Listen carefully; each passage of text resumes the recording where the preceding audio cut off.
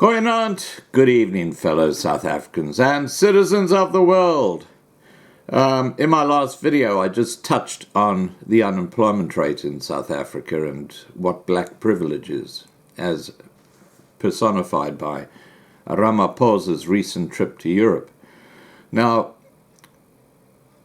the unemployment rate in South Africa is a complete disaster, and you can tie it all up with the racist employment policies that have been introduced by the ANC government.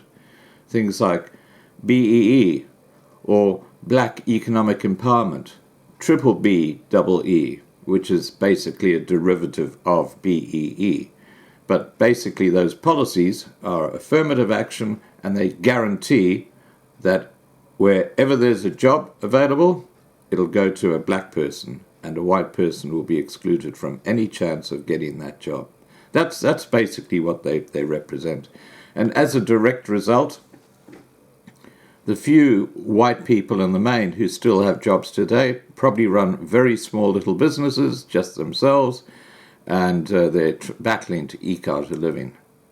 And in the positions that they once held, maybe a CEO of a company or a chief financial officer of a business, those are now being run by BEE recipients, black privilege recipients. And they're there only because of the color of their skin. And that's very important to understand. These are racist policies. The Rainbow Nation in South Africa is a joke. It is not a rainbow nation. And what has been the result of all these BEE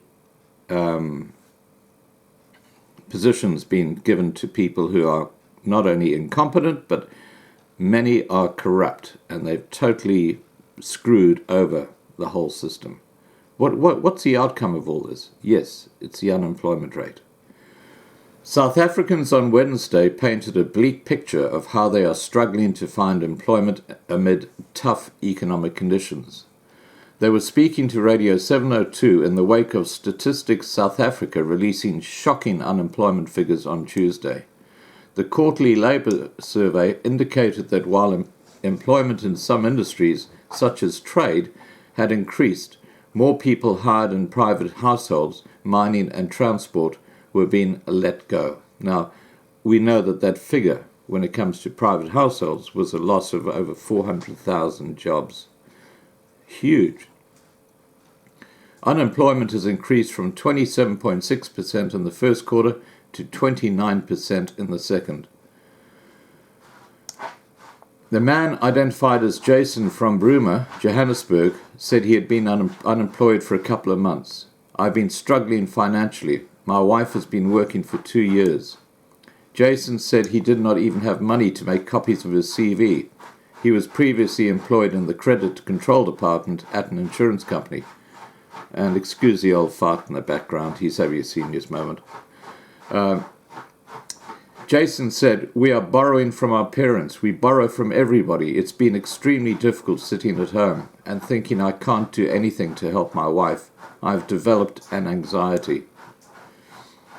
Naledi said she was a qualified statistician. "I find myself selling canopies. I feel like a failure. I can't handle all my expenses. I have to go to my dad to help me out financially. It's demoralizing. I have to go and beg people to buy canopies. Part of me knows what I'm capable of," she said. Another caller, 64-year-old Carol from Pretoria, said she was retrenched. "I've used up all my resources I had. I get help from my sister in Cape Town. She has to help me pay electricity and levies. I don't even have food in my house. As a result, I'm thinking of selling my house.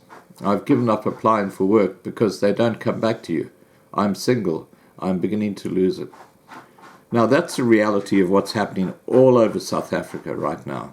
It is absolutely tragic. And the ANC government are to blame, not Jan van Riebeeck. All right, guys, please remember to subscribe, ring the bell for the updates, and have a good evening. Bye.